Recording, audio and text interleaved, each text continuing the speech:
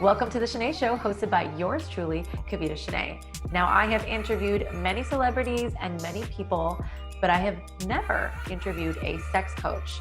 Today will be my first. Okay, so today I'm gonna pop my cherry and we're gonna speak to sex coach Leigh to talk about all of the interesting topics that we're facing in our relationships. Please welcome Leigh. Thank you so much for joining us, Sex Coach Leigh. That's what your Instagram says. Now, I'm very happy that you are here. You're based in LA, but you have clients all over the United States, correct? I do. So how did you even get into this and how did this become your passion? So I was working in tech for almost a decade, and I just sort of fell into that job. It was something to do when I first moved to LA, which became a career that I just wasn't super passionate about. And I've always wanted to do the kind of work that has more of a direct impact. So like one-on-one kind of work. And I thought about, going to school to be a therapist, maybe be a nurse. At the time, I was divorced with a 2-year-old. Wow. So that kind of a program didn't make the most sense to me. And I've always been the one around my friends and people I meet who's really comfortable talking about sex. And I noticed how many people are uncomfortable and how much shame there is around sex. So I figured that was a unique way that I could make a direct impact. Well, I will say that when you're with your friends, a lot of people feel comfortable sharing. And then even me, I thought, oh my gosh, I'm going to have sex coach Leigh on and I'm going to feel shy to talk about sex because I've never talked about this on my show. There is that element of those things you keep to yourself, or maybe you only share with your girlfriends.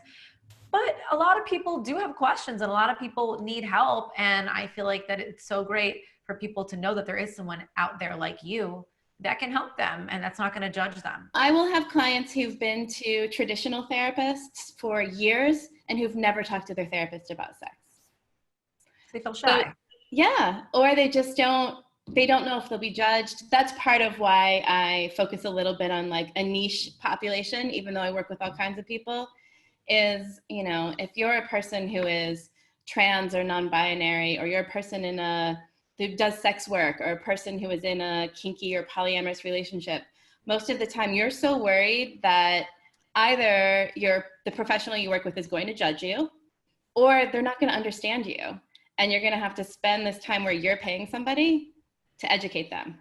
That's exhausting, right? And that happens with just therapy in general. What are some of the ways that you help your clients that you find provide success for them? I really just like to meet people where they are.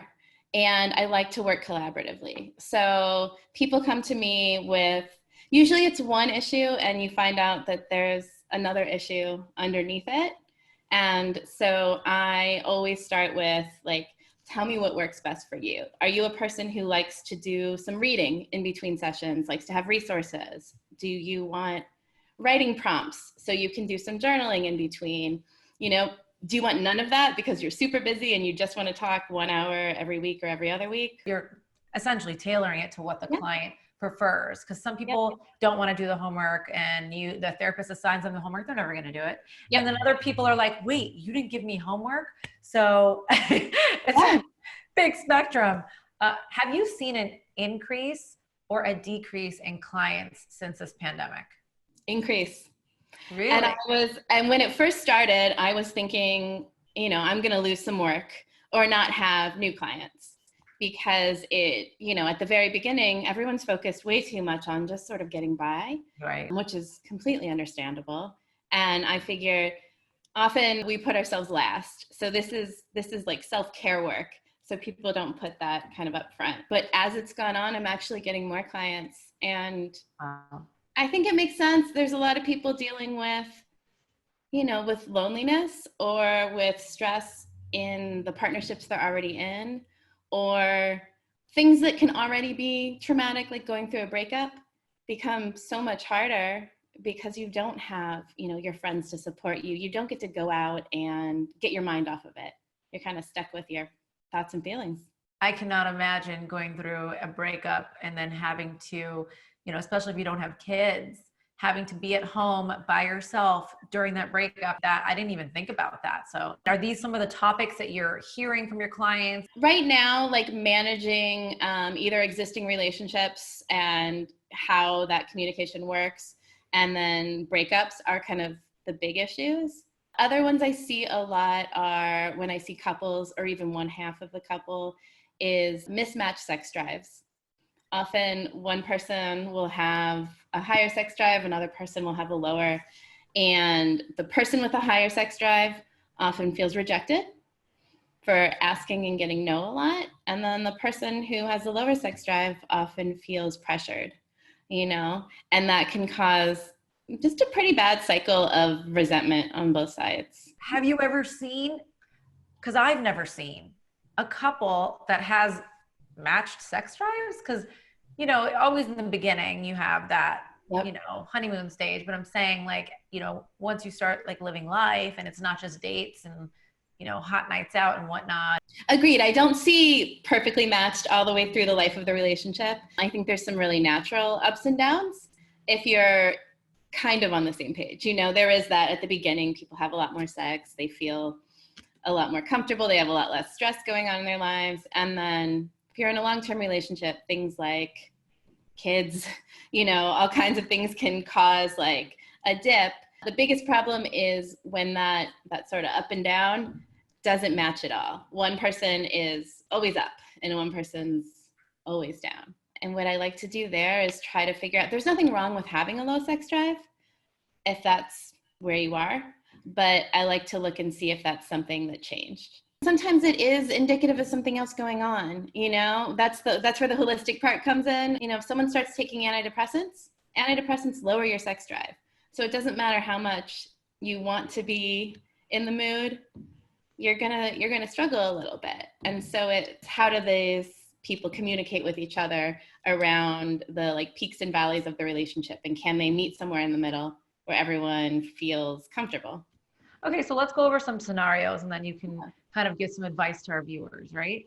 So say you have a boyfriend for many years, you have a girlfriend for many years, or you're married for many years, and you're bored sexually with what's happening in the bedroom. What do you do? A few things. One thing I like to do, there's some quizzes online that are like yes, no, maybe lists. And so a whole list of just sexual activities, from very vanilla to very like kinky and wild, just like a huge spectrum. And I like to suggest people do that separately from their partner, and then meet up and see where they both have a yes for something they haven't done, or something they haven't done in a long time, and talk about bringing that in. Okay. There's a cool thing that I learned, which is that novel, like new experiences are better for couples than not having those, even if it's a bad experience. So wow. Like if you and your long-term boyfriend, girlfriend decide to go to like a sex club and you stand in the corner the whole time and you both are like, wow, that was weird, we don't want to do that again. It's still better for the relationship than to just keep things at the status quo. I like that. What about if you have been eating during this whole quarantine and you maybe gained the COVID-19 and now you're not feeling so attractive? And so that is prohibiting you from wanting to perhaps be intimate with your partner. In those cases, I'd say, first of all, stop following all the things that are talking about diets and how bad it is to gain weight over this, because we're in a pandemic and our bodies are taking care of us. You're not feeling good enough about yourself to share that with your partner. Masturbation is always a good way to get back in touch with yourself. And to... What about for people that feel like masturbation is wrong? You don't masturbate, you just only have... Just only for your partner? Yeah, with your partner. Well, I think that's hard. I mean, I get it. I know people come from that background, and it's just a reminder that like your sexuality is yours first, and then it becomes something you share with other people. Another really simple one, if you've gained weight, buy some clothes that fit. Because nothing makes you feel worse when you're home all the time than putting on something that just doesn't fit. Because if you don't feel good in it, then every time you get up and get dressed, you're going to feel bad. So it doesn't matter the number on it. It doesn't matter the number on the scale. Get something, even if it's something like pajamas, something comfy to wear around the house that you feel good in, that you like the way your body looks in. it's a good place to start. What if you need a little bit more romance and you're the male or the female in the relationship, or you're two females, two males, whatever, and you just feel like your partner maybe isn't romancing you enough because it's more mental for you? What should we do? I'd say try to be as specific as you can and asking for what you want, because romance looks different to everyone. You know, for some people it's going to be, hey, when we have our date night or our time together, I need you to put your phone away. And this needs to be really focused time. For some people, it's, I need you to text me during the day so I can start to feel like warmed up and thought about, not just like the second we're done working. Now it's like, why aren't we having sex? Absolutely. And then of course, what about for people that say like, you're not kinky with me enough, you know, and they're maybe shy to ask for that as well. That's why I like doing those lists, because sometimes people are scared to ask about a specific kink because they feel like there's something wrong with them or something weird about them. Once you see it on paper, it's like knowing other people are into it, and that can help. I would say definitely, if there's something you want to do, ask your partner. If they really don't want to do it, then it's time to think about like, how much does that thing matter? Like, is that a core part of your sexuality? Then there might be compatibility issues there. Or is it the kind of thing where your partner's like, hey, that's not my favorite, but you negotiate, you know, you do it every now and then. Like you mentioned before, parenting, right? I'm a mom, you're a mom. How do you get over that hump? I think you have to recognize that there is going to be like a bit of a downturn right after kids are born, and especially, you know this. Oh, it's normal. You're totally normal. I am. It's a tough time, and that little person or little people are taking a lot of your attention. When we're not in a pandemic, I would say get regular babysitters.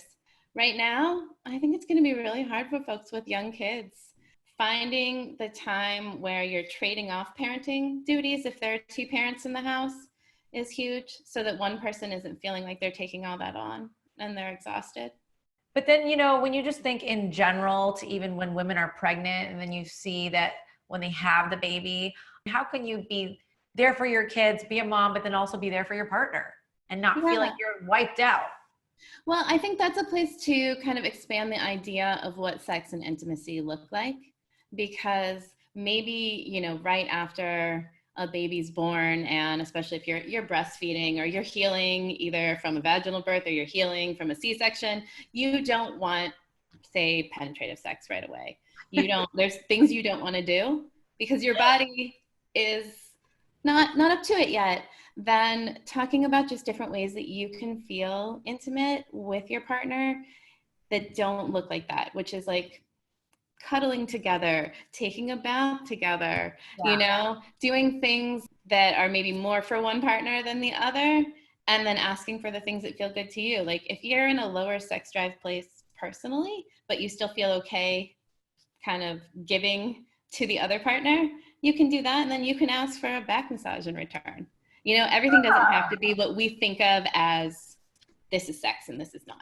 What you're saying is a lot of communication, not feeling shy to communicate what you want, and also negotiating can move mountains essentially in relationships, because 1 year you might, or 1 month you might have low sex drive and your partner is high, and then maybe 6 months later it's the opposite. So if you guys are communicating and you figure out ways to negotiate, it can work out. Yeah. Make sure you're always open to education. You know, we're adults and we think, okay, we should have learned all this stuff, you know, when we were in sex ed or when we were younger. It's okay to continue learning. So if there's something you're curious about, get help from a professional, read a book, look it up on the internet, keep yourself like understanding your own sexuality, and then also communication. Tell us about your podcast before we go and how people can get in touch with you. Sure. I have a podcast called Queers Next Door.